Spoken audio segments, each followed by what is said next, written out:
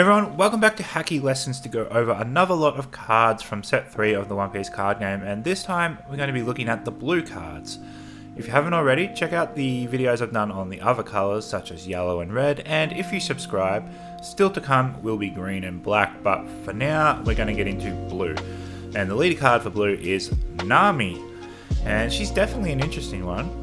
She has the special permanent effect that when your deck reaches 0 cards, you win the game instead of losing. So, of course, ordinarily decking out means you lose according to the rules, but Nami has never really played by the rules, has she? So, to help this unique win con along, she has Don times 1. When this leader does damage to your opponent's leader, you may trash 1 card from the top of your deck. Now, when this card was first revealed for Japan, I was pretty excited about it. It sounded fun to me, but as Japan got their hands on it, for the set 3, and they started playing with her, it became quite apparent to me that this might not be my kind of deck at all. It seemed the kind of deck that people will be quite unhappy to see you place down in front of them. It's being played in a way that reminds me of an uninteractive Yu-Gi-Oh! Like deck that sucks the fun out of the game. So you see, people worked out how to break the deck. They make the win condition very consistent in a way that doesn't really let your opponent play. Blue already has plenty of the tools required to make a deck like that. It was bad enough that Bandai had to actually take action and ban a card, which is Kabaji, which on its face seems like a fairly innocuous card. It just draws 2 and then trashes 1. But players were able to bounce it back to hand with cards like Overheat and then play it over and over again, quickly accelerating Nami's ability to win by decking out. Now, considering that Kabaji is banned, I'm willing to reassess my opinion of Nami, and going through all the cards for these videos, I find it's a great way to see the potential fun in a deck.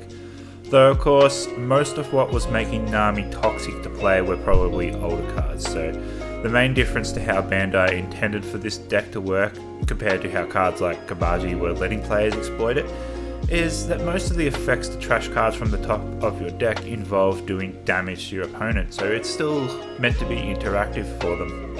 And case in point, Usopp is a 4 cost with 5000 power. He has Rush and Don times 1 when he does life damage. You can trash the top 7 cards from the top of your deck.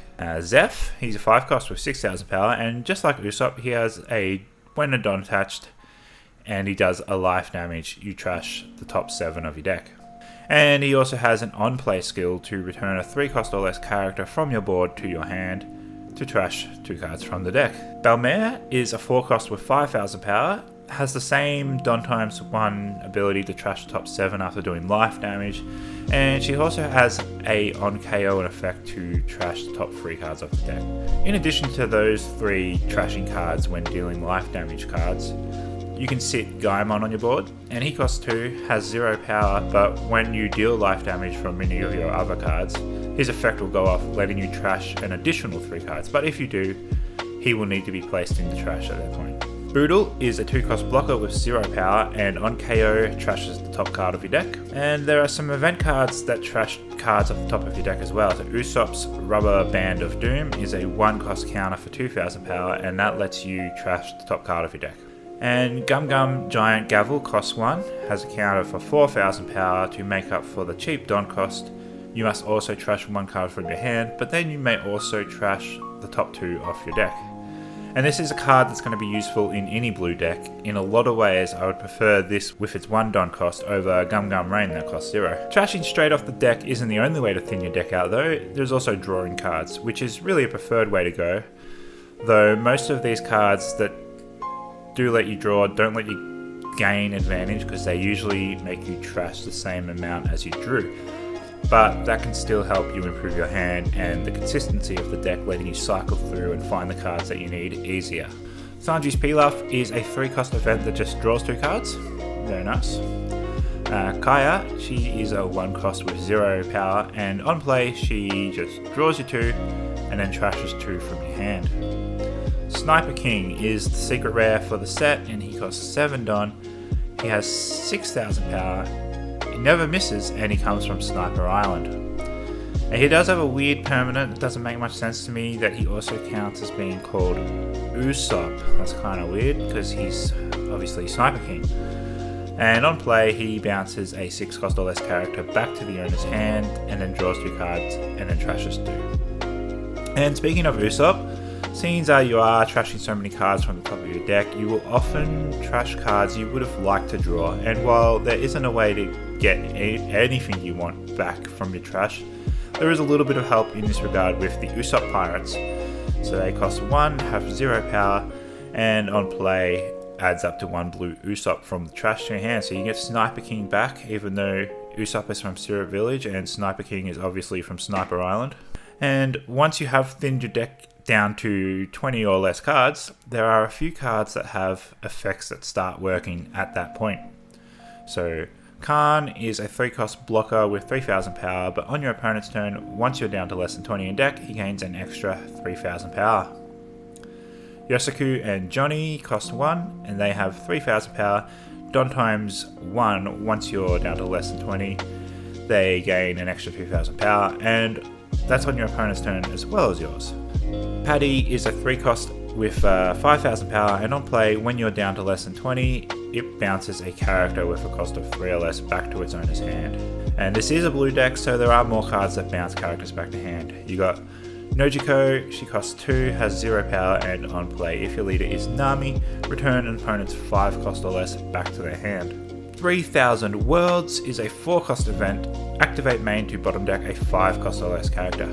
And finally, the obligatory skillless cards. You got Genzo, he's your 2 cost, and then my favourite one is Mary, because look at what he is designing there. And that is all the new blue cards coming out in OP03, and now that I have gone over them all, how do I feel about Nami? Well, much better, I must say. The actual East Blue engine for her looks fun.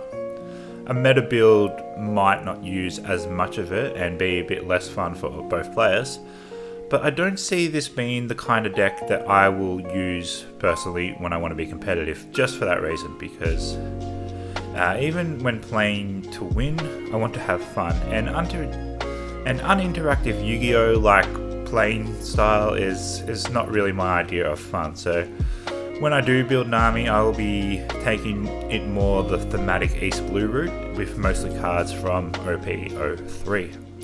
And one last thing I want to comment on before I finish this video, and that's the difference between the band card, Kabaji, and Kaya, because in case you noticed as we went through her ability, she's actually easier to help Nami's win con along than Kabaji is. The difference is that Kabaji lets you gain a card in hand, where Kaya trashes the same amount she draws, so to constantly bounce and replay Kabaji ends up getting you a very big hand size, and that was probably the problem that was making the deck too strong. Alright, so this is the end of the video. What do you think about Nami? Will you be playing her despite the banned card? Let me know in the comments below, and I'll see you next time for more talk about set 3 of the One Piece card game.